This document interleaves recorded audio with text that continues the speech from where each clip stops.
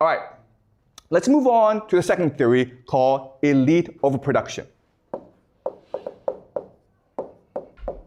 And this was proposed by a historian named Peter Turchin. And Peter Turchin spent decades looking at why societies rise and fall. He looked at the Roman Empire. He looked at the French Revolution. He looked at many different examples.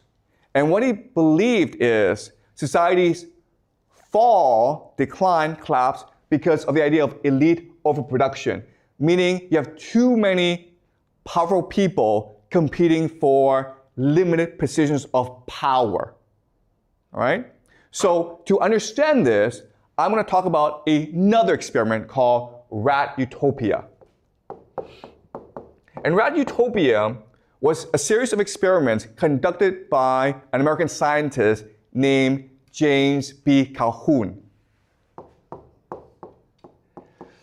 And what James Calhoun was trying to do in his experiments was trying to figure out what living in a world of abundance and wealth and security meant.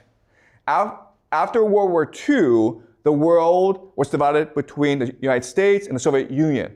It was the Cold War. But it was also a time of increasing abundance due to technology and peace. And the population was increasing. So James Calhoun conducted these experiments to figure out what this meant for the world. So what he did was this. He had a room, okay, that was sealed off from the world. And in the room, he put in food and water and housing for a colony of rats.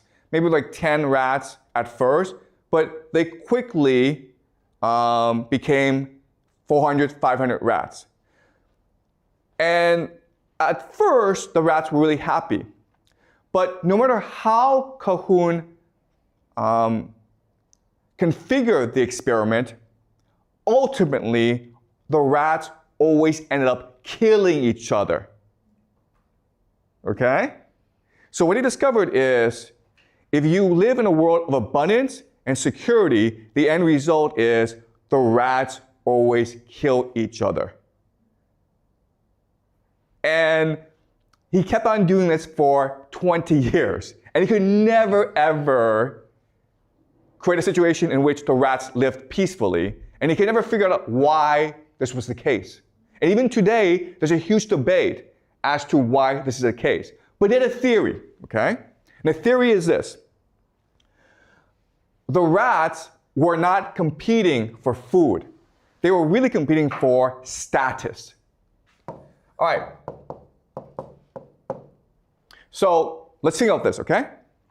In a state of nature, in the real world, rats compete each other for mating rights, right? So you see a beautiful rat, and you fight over her, right? The rat who wins out is now the alpha male. And the alpha male can have as many female companions as he wants. Okay? And what do the other rats do? In nature, what will the other rats do? Fight against them. Well, the other rats will probably run away, go somewhere else, and find other female companions, right? Because everyone's trying to be the alpha male. But what's the problem with James Calhoun's experiment? Why do they fight each other? Because they can't be the alpha male. There's no place for them to go. They're stuck where they are. You understand? So status is what we call a zero-sum game. I win, you lose. Okay? There can only be one winner. But in nature, if I win, then the other rats run away and try to build their own colony. But in James Calhoun's experiment, there's no place for them to go. And so all that happens is they keep on fighting each other until they die. Okay? And that's the idea of elite overproduction. And that's what Peter Turchin says. The elite, the children of the elite, are always fighting for positions of power. Not normal people, it's the children of the elite. But eventually, the elite have too many children, and there are not enough positions of power. Okay? Another way of saying this is that in China today, there are too many graduates of Peking University, Beida, and Tsinghua University. Tsinghua, right? They want to be the big boss. They want to have the power, but there's too many of them. Okay? There's no place for them to go. And that leads to conflict in society. And ultimately, what Peter Turchin has discovered is, if that's the case, then elite overproduction will ultimately lead to either war or revolution. It will lead to the collapse of society. And there's no way around this. Okay? That's Peter Turchin.